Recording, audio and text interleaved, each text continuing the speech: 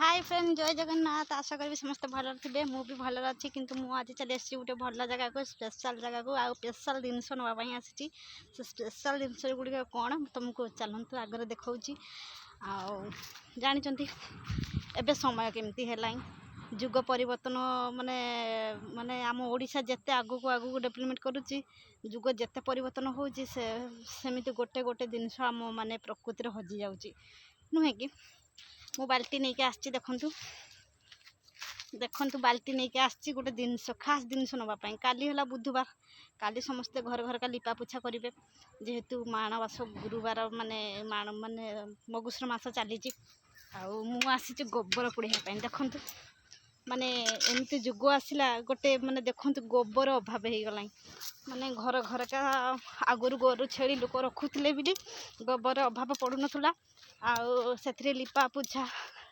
सब प्रकार कराला आबे तो गोरु छेली लोक बिक्री कर दौरान आगुरी जमी बाड़ी लोक चाष बास करुले बाटी बाटी जमी माने चाष बास करुले गोर घर का गोरु रखुले हलिया रखुले माने गोरु नहीं कि हल करेंगे जमी हल करवा सब किसी कराला गोरु द्वारा चाष बास कराला एबे तो माने विज्ञानी पद्धति माने विज्ञान जिते आगू गला आम माने ओडिशा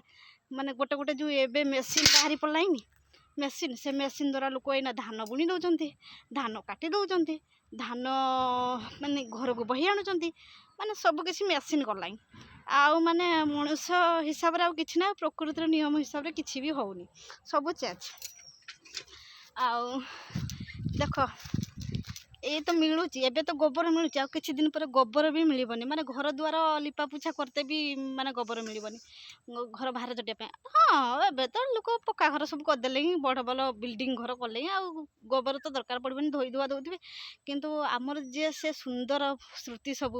गोबर रे लिपा पोछा होथुव माटी घर कि सुंदर झिंटी चिता पकई दौथे कि आनंद देखा जाउथुव माने आउ से सब श्रुति की देखिया पई आउ मिलबनी आम ओडिशा माने किंतु मोर सबू भाई भूणी मानक अनुरोध समस्ते घर घर का गोरु छेली रखंतु आउ ए मीठा मीठा श्रुति सबको केबे कहीं हरांतुनी कहीं ना ये तो आम प्रकृतिर नियम ये आमर तो ओडिशार संस्कृति माने नीति नियम आमे गोबर रे माने उड़िया घर बहु सकाळ उठी गोबर पानी रे बाहर सड़ा छिंचीबा झटेइबा लिपा पोछा करवा कि सुंदर श्रुति सब आ से प्रकृति थिला बिली तो आमे ओडिशार माने ओडिशार नागरिक ओडिशार बहु बोली आमे परिचित हेचु कि आमे उड़िया माटीर झियो पुओ बोली आमे परिचित हेचु उड़िया घरर परंपरा बोली परिचित हेचु से सब जदि धीरे धीरे हजि जीवो आम